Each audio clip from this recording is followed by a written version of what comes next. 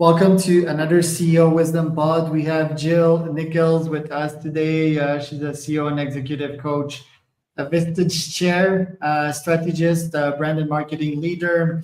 But to me, most importantly, she went over like 20 triathlon. She trained for Sherpa. She reinvented the supercenter for Walmart. So very impressive person right there. Jill, welcome to the pod. Tell us a bit more about yourself. I'm happy to be here chatting with everybody today. I have quite a diverse background, but as we speak, you'll find that there's a lot of connections between what I do, and most of it's my philosophical approach to how one lives life. It's all about curiosity and being challenged. So I'm happy to tell you a little bit more about myself.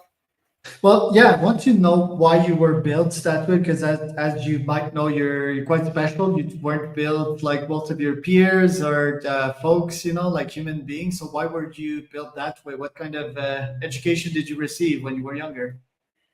Well, in my family, it was if you want anything to happen, you make it happen. You don't rely on other people. You pull yourself up from bootstraps. I hail from Indiana farmers, and we have the American Midwest work ethic of really working hard and relying on oneself. And I was lucky enough to be the youngest of four, and I think sometimes forgotten, which to me allowed me to be curious and challenge myself and have this childlike freedom to explore on my own without a lot of structure or guidance. And some may resent that, but I actually cherish it because I found that my main fuel is adventuring and experimenting and not expected to know everything, but as the youngest to test everything and see where it takes me. And your brothers and sisters, did they ended up being athletes or successful CEOs? Um, an interesting group. My mother was all heart. My father was all brains. We didn't have much as far as finances or fancy things, but they approach life quite differently. I'm youngest of four. My oldest brother became a minister and was sort of a lover of philosophy. The second was my brother Gary, who has a very strong business acumen and created his own business for himself and became very financially successful. And then next was my sister, and her whole life has been led by her physicality and athleticism, and she created a career around that. And I think I took a little bit of each of my older siblings, and I'm sort of the compilation result of a business thinker. I'm creative. I love to paint. I explore. I travel. But I'm very curious, and I think most of my connections I get a lot of energy from trying new things. And just sharpening my own skills by testing the waters and being provocative. And talking about athleticism, how does one win 20 triathlons? Oh boy. Well, you have to love it. It's You not have about, to love fame. well, I loved it so much that the training was fun for me. And I found that the more activity I'm engaged in, the more energy I have, the clearer I believe I think and can respond. And I've been able to segue my athleticism into what you may think of as the boardroom, because it's really about pushing boundaries and growing. So being a lifetime runner, I love to run. I mean, running 3 or 4 hours brings me great joy. And then adding other sports like mountain biking, I only did off-road triathlons, and then learning to open water swim. And I love the challenge of the combination. I found triathlons much more engaging than marathons. It's boring to do the same thing for a long time. But I just get energy from testing myself, and feeling physically fit and strong has served me well through other health crises I have had. but been able to come back to life mostly because of the strength that I had going into those situations. And these health crises, how did you manage them? Because most of the time, as athletes, when we cannot do sports, right, and we're sort of bedridden, we sort of lose our identity and we hit like a strong mental crisis. How did you survive that? Well, I think you hit on it. It's the identity that we have. So I always identified my whole life as an athlete.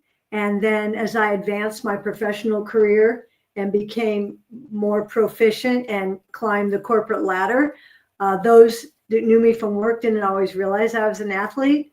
But I brought the leadership that I learned from working hard and using fast decision making into my work. So I'm a cancer survivor. I don't usually talk about it because I'm so much more than that. But it hit me really hard. And it was the time where I was competing quite regularly.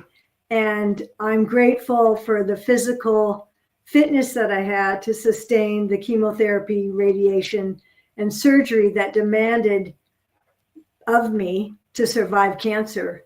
And I think if I would not have been that fit and strong, my body would have suffered much more.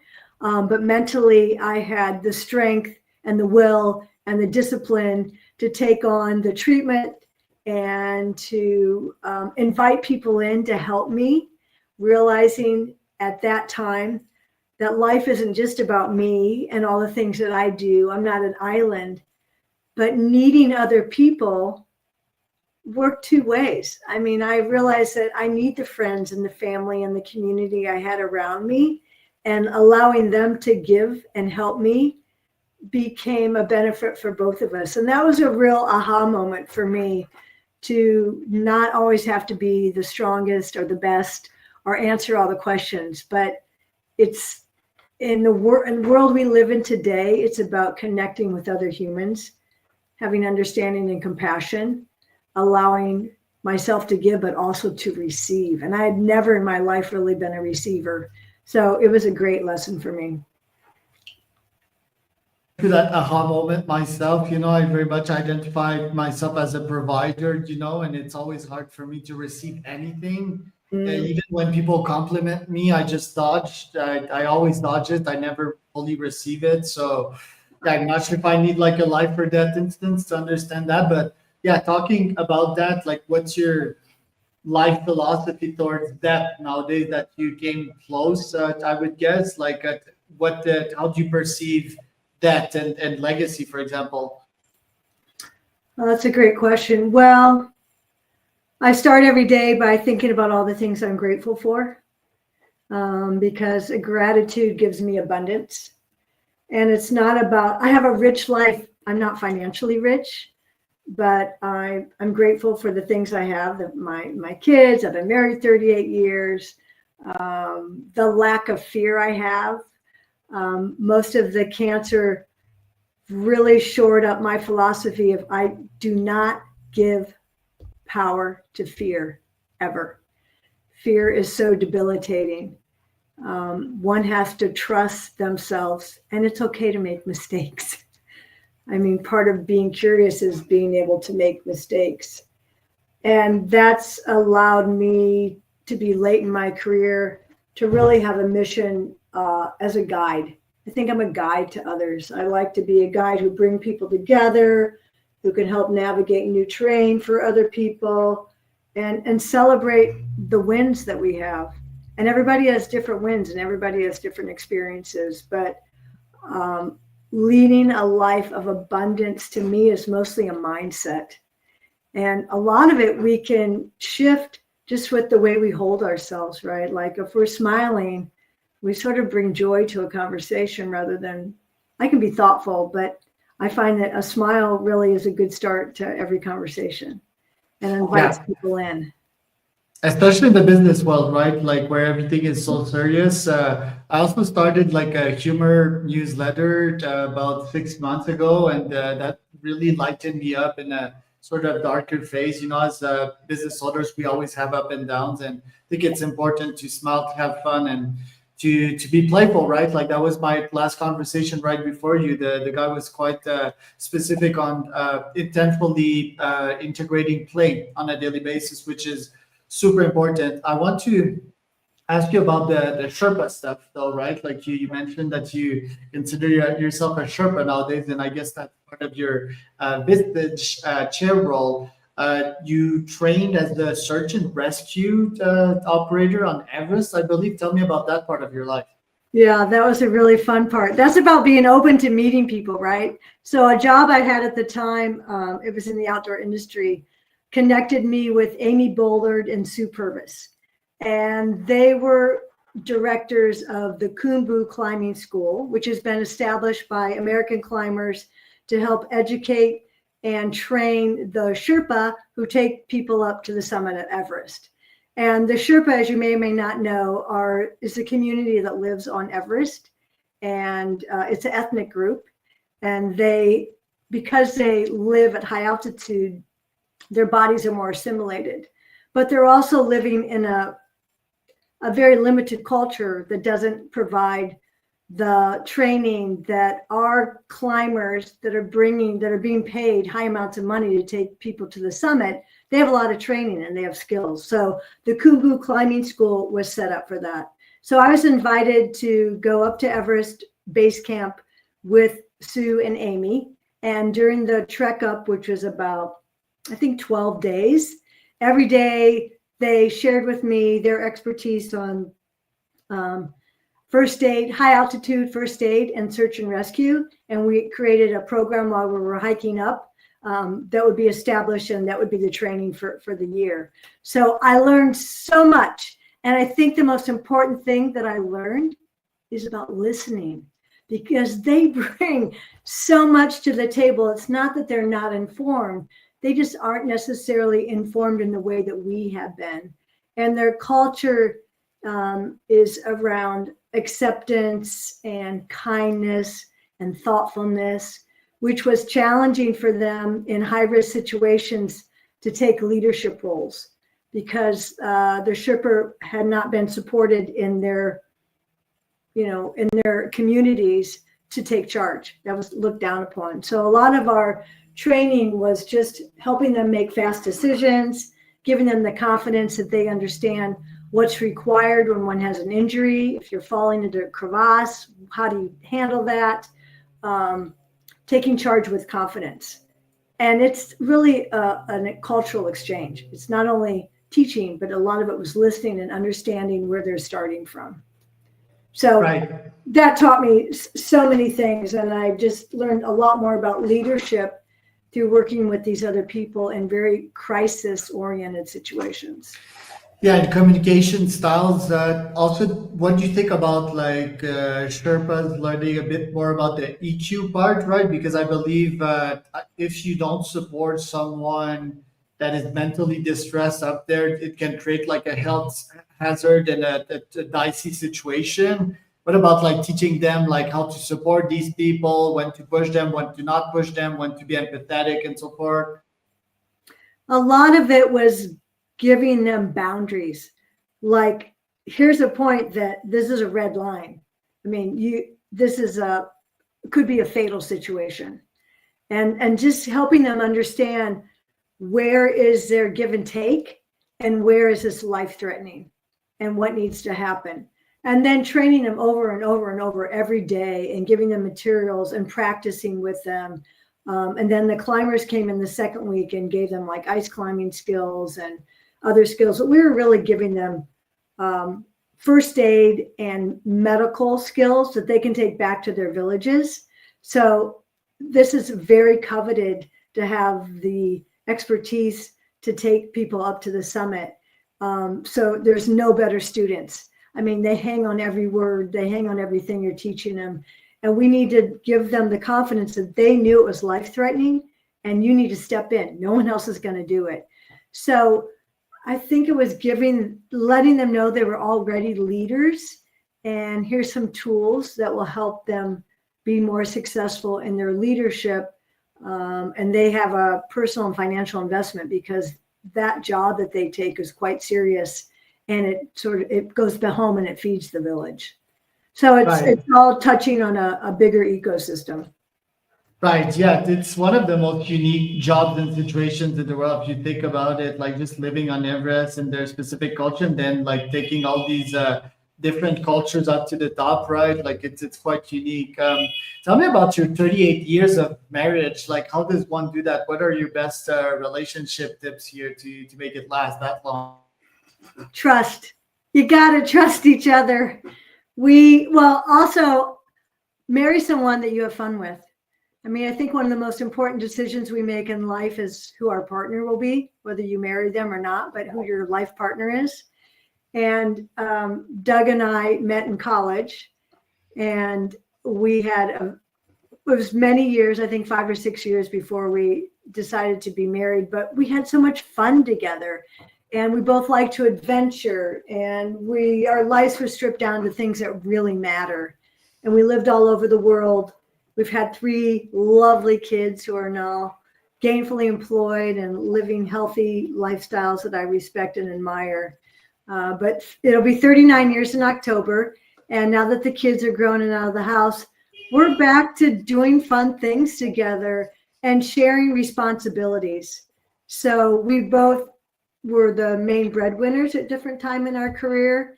And the other person would take on more of the home responsibility and the parenting responsibility. And it was just an organic sense of partnership that we've already had. But we couldn't be where we are today if we didn't start with this really deep, passionate love. I'll never forget, I was at University of Michigan in Ann Arbor. We were both students. And I saw this guy, which was him, many times, like on campus or in town. I'm like, oh my gosh, I'm in love with that guy. Do you know him? I don't even know his name. Never talked to him, never met him. But my heart was totally connected with him. And he's super shy. And it was on my birthday. He finally got the nerve to ask me to see a Ry Cooder concert. And I already had a date. And I was so disappointed. But we go to the concert, and he's sitting literally in the seat right behind me. And we've been together ever since, actually. He realized that I really was there with somebody else, asked me out again, and we've been together about 42 years. We just have a lot of fun, and you got to not harp on the small stuff. Just like Right. life is going to serve up different things, and you just got to pick your battles. Right. And talking about relationship building, yeah, you've worked with like big companies, right? Like you reinvented the supercenter in Walmart. Like Walmart was already a big company back then. How did you came in and created that impact? Well, again, it's about trust. So working with the 17 top executives at Walmart during that time for about 2 years, and helping them understand the ecosystem that they all worked within. It was not just doing the redesign, but redesigning the process of how they work together, because there were a lot of boundaries. Everybody was responsible for one thing, and they weren't considering how the responsibilities of their neighbors and their partners influenced their success. So it's interesting, and I see this around all businesses. People are measured on their performance around their assignment, but often you can only be as successful as those you surround yourself with. So we help bring awareness about other people's responsibilities, and our design process also included the process of working better together. So, all tides raise all boats, if you've heard that. But it helped being confident in what we were delivering, really being great listeners, being transparent, and serving back to the entire group. We almost gave a what to know for dummies about all the other departments, because the way the organization was established, they weren't infiltrating the demands and the challenges and the celebrations from their other peers. So I think a lot of the success was the human connections and educating people across the board, then collaborating to find design that worked for all people, And in the end, we were designing for the human experience. We were designing for the every American who walks into every store. And what does that look like? What does that look like to all the people that were in charge of that? It's a very complicated project, but I think, and it's a brand that people have opinions about, but there's so much they don't know about their philanthropic commitments, their commitments to sustainable buildings, permeated pavement and green roofs and solar energy, and all that stuff is just a part of them. But we were most excited about the redesign because it really helped almost redesign internally how the executive VPs work together. And I think that that's probably longer lasting than the stores itself. Yeah, I have good opinions about Walmart. I think they were a great contributor worldwide to the economy, right? Like it's a massive job creator. Although they do, yeah, of course, buy stuff from China, but yeah, that's they're definitely a net positive. And yeah, who better than you, right? Like I think you're like a nice balance between feminine energy, but also go-getter and doer energy to connect all these people together. So you can also talk to like a macho man. It's like, hey, I did 20 triathlons, climbed Everest, and did all of that. Like, yeah, you can take your seat. But I want to last talk about, yeah, you are a Vistage chair now. So you always believe in the concept of connecting with people, masterminding and brainstorming with them. I also saw the Chief Mastermind group in 2003. Is that accurate? I didn't even know that Chief was that old. No, it wasn't 2003. I think it was it 2013, 17? Okay. I have to I go didn't back know to it the was year. that But old. Chief is, I was one of the founding members in the San Francisco satellite of Chief, which is a women-only executive networking. Are you familiar with who they are and what they do? Yeah, very familiar. Okay. It's probably one of the best masterminds out there for power women, I would describe it. It was, and we had access to the best of the best, right? From Martha Stewart to Gwyneth Paltrow to Michelle Oprah, maybe? Obama, Stacey Abrams, artists, celebrities, politicians, business executives. There was a lot of sharing of information and support women to women. That was also at a time when in the United States, there was a drive to have more women on boards, even though I have to say I'm not confident that they've actually met what the initial quota was, but we were supporting each other on getting board placement and women as leaders.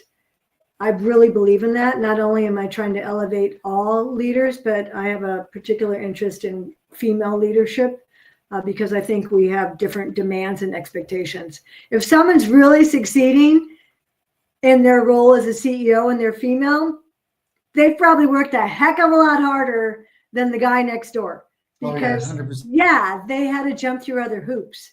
So the quality of the think tank and the way these people think and their personal ethos and what's important was shared and phenomenal. It was really fantastic time.